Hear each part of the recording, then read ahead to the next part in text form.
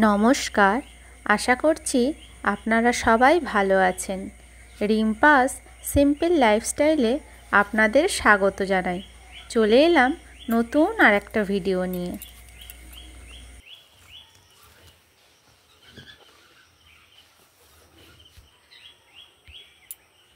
রান্নাঘরের অবস্থা খুবই খারাপ। চারিদিকে সব জিনিসপত্র খালি প্যাকেট, আনাজের খোসা, এগুলোকে সব গুছোতে হবে। আর গতকাল রাতে অনেক বাসন পড়েছিল, সন্ধ্যে থেকে, দুপুর থেকে, বিকেল থেকে। সেগুলোকে রাতে তো সব মেজে নিয়েছি, উপরেও আছে। আগে এগুলোকে সব গুছিয়ে নিই, তারপরে রান্না বসাবো। এগুলোকে তুলে দিই। আর এই হচ্ছে বাসনের র্যাকের অবস্থা, প্রায় ফাঁকা, সব ঝুড়িতে চলে এসেছে। সাবুর পাঁপড় বানিয়েছিলাম, আর তখনই যত কিছু থালা, এই রকম ধরনের গামলিগুলো, এইগুলো সমস্ত কিছু নেমে গিয়েছিল। এই থালাটাও লেগেছিল, যার ফলে পুরো র্যাকটা ফাঁকা। এগুলো সব তুলে দিই। আর এই এত বাসনের জন্য না, এই ঝাঁকাটা মানে ভিতরে তো এরকম ঢুকে যায়, ঢোকেনি, এখনই ঢুকছে। তাই ভাবলাম বাইরে থাক, অসুবিধা নেই, কিন্তু বাসনগুলো জলটা ঝরে গেলে সকালে বাসনগুলো তুলে দিতে পারবো। অনেক বাসন পড়েছিল। এবারে সব এরকম র্যাকে গুছিয়ে দিলে দেখতেও ভালো লাগবে, যদিও বা আবার সব নামবে, তাও তুলে দিলাম সব। এখনো অনেক জায়গা ফাঁকা আছে, কারণ সেগুলোতে সব খাবার দাবার আছে। ধানের অবস্থা এইরকম। কড়াটা রাখলাম, কড়াটা রান্না হবে। এটায় ভাত বসাবো এখন, এটায় ঢাকা।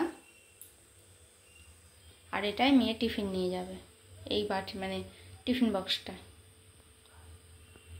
এবারে রান্নাটা চাপিয়ে দিই। চালটা বাড়ন্ত হয়ে গিয়েছিল, গতকাল এনে দিয়েছিল।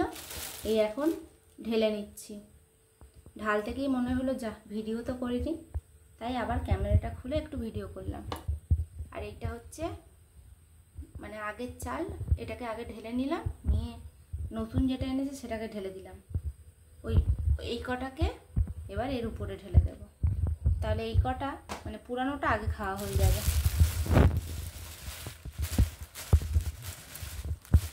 চালটা খুবই ভালো, খারাপ না। আজকে সকালের কিছু বাজার। এখানে আছে শসা, এখানে সর্ষের গুঁড়ো 1 পাতা ছোটটা, ঘি বাড়ন্ত হয়ে গিয়েছিল, ঘি এনেছে, আর এই বরবটি, আর এই কাঁঠালটা একটা দাদা খেতে দিয়েছে ওনাদের গাছের। আর এখানে আছে আলু, আর সয়াবিন আনতে বলেছিলাম, ভুলে গিয়েছে, বললো পরে এনে দেবে। এই হলো সকালের বাজার। আর হ্যাঁ, কলাও এনেছিল, কাঁঠালি কলা, মেয়ে খায় রোজ, মেয়ে নিয়ে চলে গিয়েছে। আর দুটো আছে, এই দুটো আছে, কালকে ওর বাবা খাবে। মেয়ের বাবা দুজনেই কলা খায়, খুব ভালোবাসে। আর মেয়ে তো খেতে বলেছে ডক্টর। আর আজকের বড় আকর্ষণ হচ্ছে এইটা, মেয়ের বায়না যে বাকি একদিন হলেও একটা বড় ইলিশ মাছ খাওয়াবে, দেরি হোক কিন্তু বড় মাছ এনো। তাই মেয়ের আবদারে বাবা হাজির করে দিয়েছে। খুব সুন্দর মাছটা, খুব সুন্দর, একদম গোল গাল আর বেশ বড়।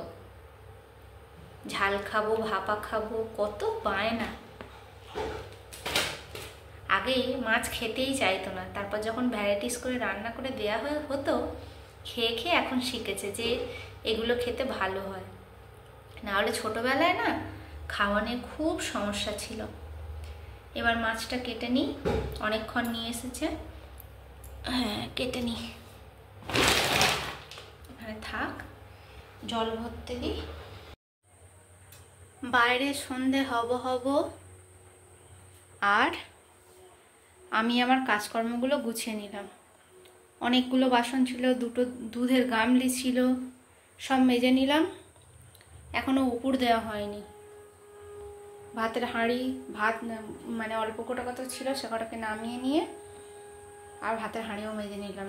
এদিকে কড়া মেজে নিলাম, এদিকে ভদুদের ভাত বসিয়ে দিলাম।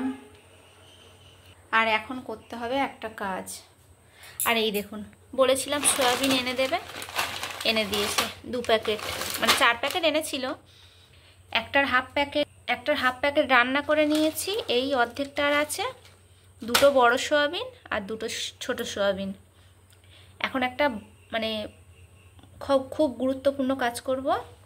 আর এই সবজিটাকেও ফ্রিজে ঢোকানো হয়নি, ঢোকাবো। গুরুত্বপূর্ণ কাজটা হলো এটাই যে এই ফ্রিজটার অবস্থা খুব খারাপ। এই দেখুন, প্লাস্টিকগুলো, সবজিগুলো সমস্ত কিছু অগোছালো। এখন এই জায়গাটাকে ভালো করে গুছিয়ে নেব। আগে সব টেনে বের করে ফেলবো, ফেলে তারপর সুন্দর করে সমস্ত কিছু গুছিয়ে নেব। আর এখানে আছে একটা আনারস, আর ওই ছানা, আর ওই গ্লাসটাতে আছে মধু, অনেক দিন থেকে রেখে দিয়েছে, খাইনি। আদা বাটা টিফিন বক্সে, আর বাতাসা, তেমন কিছু ফ্রিজে নেই। ছানাটা আজকেই কাটালাম, কাটিয়ে রেখে দিয়েছি, তরকারি করব একদিন এবার। আর এই আনারসটার একটা গল্প আছে। গল্পটা হলো এটাই, আনারসটা এনেছিল সোমবার, হ্যাঁ সোমবার। তা একটা জিনিস নিয়ে ঝামেলা হয়, আমি আর রাগ করে আনারসটা কাটিই নি, বলি কাটবো না। তা রোজ একবার করে আমাকে শুধু বলে আনারসটা কাটবে না, আনারসটা কাটবে না। এখনও মানে বাইরে গেল, বলে গেল আনারসটা কখন কাটবে। আমি একটু রেগে মেগেই বললাম ঘুরে এসে খাবে, যাও তোমার আনারস কেটে দিচ্ছি। তা চলুন আগে এই আনারসটা কেটে নিই, কেটে নিয়ে তারপরে ফ্রিজটা গুছাবো। না, আগে ফ্রিজটাই গুছিয়ে ফেলি, আনারসটা পরে কাটবো, বের করে রেখে দিয়েছি ফ্রিজ থেকে। এখন এগুলোকে সমস্ত নামিয়ে ফেলি, এই এখানে নামিয়ে রাখছি। এই সব নামিয়ে দিই, এই কালো প্লাস্টিকগুলো সব বাতিল করে দেব। সাদা সাদা প্লাস্টিক খুঁজে বের করব, খুঁজে বের করে সাদা প্লাস্টিকের মধ্যে সমস্ত কিছু গুছিয়ে রাখবো। তাহলে না কি আছে কি নেই ভালো করে দেখা যায়, বোঝা যায়। আর এই যেমন সেদিনকে শশা ছিল অনেকগুলো, আমি দেখিনি, মানে বুঝতে পারিনি কালো প্লাস্টিকের মধ্যে ছিল, আবার আমি শশা আনতে দিলাম। তাই আজকে সকাল থেকেই শুধু ভাবছি কখন ফ্রিজটাকে পরিষ্কার করব। এই সব বের করে দিলাম। আর এই হলো ফ্রিজের বর্তমান অবস্থা। ফোনটা এখন রাখি, রেখে এগুলোকে একটু ভিজে কাপড় দিয়ে মুছে নিই, মুছে নিয়ে তারপরে আবার গুছিয়ে আর দেখাচ্ছি কেমন হলো। এই হলো ফ্রিজের বিফল লুক। এদিকেরও এই অবস্থা। এবার ফিরে আসছি গুছিয়ে নিয়ে। ভিজে কাপড় দিয়ে ভালো করে সব মুছে নিলাম, একদম পরিষ্কার করে নিয়েছি। এর মাথাটাও নিয়েছি, এই দিকগুলো সব, নিচেগুলো, ওই জিনিসপত্রগুলো সব উঠিয়ে নামিয়ে বের করে বক্সটাকে পরিষ্কার করে নিলাম সব। এবার এইগুলো গুছাবো, গুছিয়ে তারপরে এখানে পরপর গুছিয়ে রেখে দেবো। বন্ধ করে দিই, ঘেমে যাচ্ছে। উপরটাও ভালো করে ভিজে কাপড়, শুকনো কাপড় সব দিয়ে মুছে নিয়েছি, সামনেটাও তাই। এই ফ্রিজটার কিন্তু অনেক বয়স। পরিষ্কার করা কমপ্লিট, গুছানো কমপ্লিট। এই সমস্ত সবজি, দুধ, রুটি সব ঢুকিয়ে দিয়েছি ফ্রিজের মধ্যে। শুধু এইটা আর এই প্যাকেটটা, এই দুটো শুধু কালো থাকলো, পরে সাদা করে দেব। আর ছোট এরকম প্যাকেট নেই। এটার মধ্যে আছে লেবু, এটা আছে 2টো পটল, এতে ঢেঁড়স, এটা আছে বরবটি, এতে আছে শসা আর গাজর, আর এতে কটা পাউরুটি আছে, মানে স্লাইস রুটি। আর এদিকে তো এই কি সুন্দর এবার দেখতে লাগছে। আর এই প্যাকেটগুলো এখন খুলে রেখেছি কেন জানেন তো, এই ফ্রিজ থেকে বের করা হয়েছিল তাই না, ঘেমে গিয়েছে। এবার এই ঘাম অবস্থায় যদি বেঁধে দিই এগুলো পচে যাবে সব, তাই কিছুক্ষণ এরকম খোলা অবস্থায় থাক, ঘামগুলো জলগুলো ফ্রিজ টেনে নিক, তারপরে সবগুলোর মুখ বন্ধ করে দেব, দিলে আশা করি আর কিছু হবে না। এই আমার ফ্রিজ গুছানো কমপ্লিট। কি সুন্দর দেখতে লাগছে। এবার এই উপরটায় একটা হচ্ছে ফ্রিজের কভার এনেছি, ওটাকে পেতে ফেলি একটুখানি। মিশো থেকে এই কভারটা না অনেক দিন আগে কিনেছিলাম, ঢাকা কভার, ঢাকা যাই বলি, পাতা হয়নি। আজকে ভালো করে সব মুছে পরিষ্কার করে এটাকে পেতে দিলাম, খুব সুন্দর লাগছে। আর রংটা না একদম ফ্রিজটার কাছাকাছি হয়ে গিয়েছে, ম্যাচিং ম্যাচিং।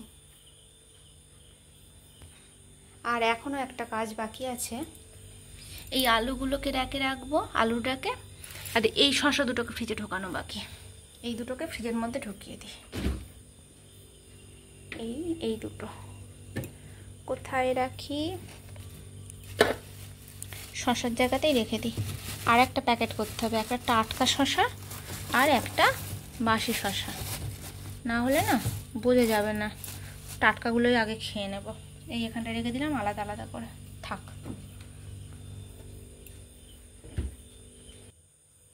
আলুগুলো রেখে দিলাম। আর এবার আনারসটা কাটি।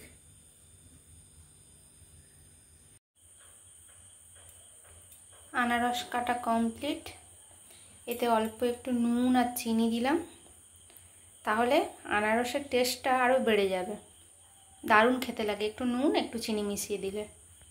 এবার এটাকে নিয়ে ফ্রিজে ঢুকিয়ে দেব। এটা হলো পরের দিন বিকেলবেলা।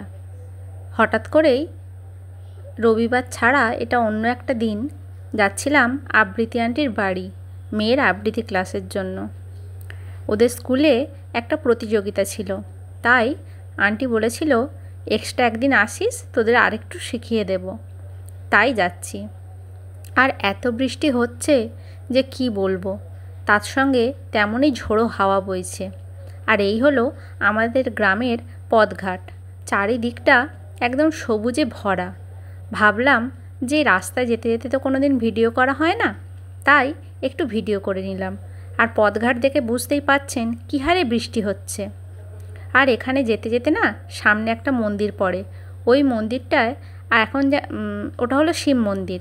আর এখন তো শ্রাবণ মাস, ওখানে না প্রত্যেক সোমবার আর শুক্রবার খিচুড়ি ভোগ দেয়। আর এইটা ছিল শুক্রবার। আর ওখানটা এই দেখুন জলের ট্যাঙ্ক, এই দেখুন রান্নার তোড়জোড়, এই মন্দিরটি। আর এখানে সবাই না রান্নার তোড়জোড়ও করছে। রান্না বলতে ঠাকুরের ভোগ, খিচুড়ি, ল্যাবড়া, কখনো পায়েসও দেয়, বেশ ভালো লাগে। যদিও বা আমি কোনো দিন খেতে আসিনি, পাড়ার লোকেরা যারা খেতে আসে তারাই গল্প করে। মেয়ের আবৃত্তি ক্লাস হয়ে যাওয়ার পর বললাম চলো একটু নদীর পাড়ে যাই। এই ঝোড়ো ঝোড়ো হাওয়া দেয় যখন, আর ওয়েদারটা যখন খারাপ থাকে না, তখন নদীর ধারে আসতে বেশ ভালো লাগে। এত সুন্দর দেখতে লাগে নদীটাকে, যদিও বা এখন ভাটা, নদীতে তেমন ঢেউও নেই, তার জন্যে তাও কিন্তু বেশ ভালো লাগছে। আর এত জোরে হাওয়া দিচ্ছে না, মনে হচ্ছে উড়িয়ে নিয়ে যাবে। আর দূরের আকাশ আর নদী যেখানে মিশে গিয়েছে দেখুন কি সুন্দর দেখতে লাগছে। আর আজকে নদীতে কিন্তু বেশ অনেকগুলোই জাহাজ আছে, কিন্তু একটা দুঃখের বিষয় হলো নদীর পাড়টা কিন্তু অনেকটাই ভেঙে গিয়েছে, যেটা দেখে মনটা খুব খারাপ লাগলো। তবে একটা নতুন জিনিস দেখে বেশ ভালোও লাগলো। এই দেখুন নদীর ধার ধরে পুরো গ্রিল দিয়ে ঘিরে দিয়েছে, যাতে করে কোনো রকম দুর্ঘটনা না ঘটে। তবে একটা জিনিস খারাপ হয়ে গেল, আগে কি সুন্দর এই ধারগুলোতে পা ঝুলিয়ে বসে থাকতাম, এখন আর সেটা হবে না। আর এই দেখুন ওই হলো আমাদের জল প্রকল্পের অফিস, মানে এই নদীর জলকে পরিশোধন করে আমাদের বাড়ি বাড়ি টাইম কলের মাধ্যমে দেয়া হয়। যদিও বা জলটা মাঝে মাঝে নোনতা আসে, হয়তো এই নদীর জল বলেই। এখন বাড়ির পথে রওনা দিলাম। আজকে দুপুরে রান্না হয়নি, রান্না হলো বিকেলে। তার কারণ হলো মেয়ের স্কুলে একটা অনুষ্ঠান ছিল, মেয়ে ওখানে খেলো, বাবারও এক জায়গায় খাওয়া ছিল, বাবাও সেখান থেকে খেয়ে এলো। তাই ভাবলাম দুপুরে রান্না করে কি হবে। আর নিজের জন্যে একটু ডাল ছিল, একটু ডিম আলু ভাজলাম। ডাল দিয়ে ডিম আলু ভাজা দিয়ে আর ওই কাগজি লেবু দিয়ে যা ভালো খেলাম না, কি বলবো। আর এই রাতে খাবে সবাই। রান্না হয়েছে আগের দিন যে ইলিশ মাছ এনেছিল, ইলিশ মাছ আলু দিয়ে সর্ষের বাটা দিয়ে করেছি। এই মাছ মানে মাছের তরকারি। আর এখানে চাল ধুচ্ছি বাটিতে করে, ভাত বসাবো। আর দুপুরে আমার জন্য যে ভাত করেছিলাম সেই ভাতও এতগুলো আছে। আর এইটুকু ভাত বসালে সবার হয়ে যাবে। এই হলো আজকের রান্না, একদম ফাঁকিবাজি। তবে সকালে করেছিলাম বিনস আলুর চচ্চড়ি আর ডিম সিদ্ধ। মেয়ে ওই খেয়ে গিয়েছিল, আমি তখনও দুটো ভাত খেয়েছিলাম। আবার ওই বিকেল 3টের দিকে ভাত খেলাম। আর এই এখানে রাতের খাবার হচ্ছে ভদুদের। বাসনগুলো যা ছিল সব মেজে নিয়েছি। এই এখানে আর ওই নিচে যা থাকে। আবার এবার এই চালটা ধুয়ে আর বসিয়ে দিই। আজকে তো সকাল থেকে কোনো ভিডিও করা হয়নি, ভাবলাম এটুকুই যা করেছি সেটাই দেখাই। আজ আসি, আবার আসবো নতুন একটা ভিডিও নিয়ে। সবাই ভালো থাকবেন, সুস্থ থাকবেন। দেখা হবে নতুন আর একটা ভিডিওতে। আর আমার ভিডিওটা যদি আপনাদের ভালো লেগে থাকে, লাইক করে পাশে থাকবেন। ধন্যবাদ।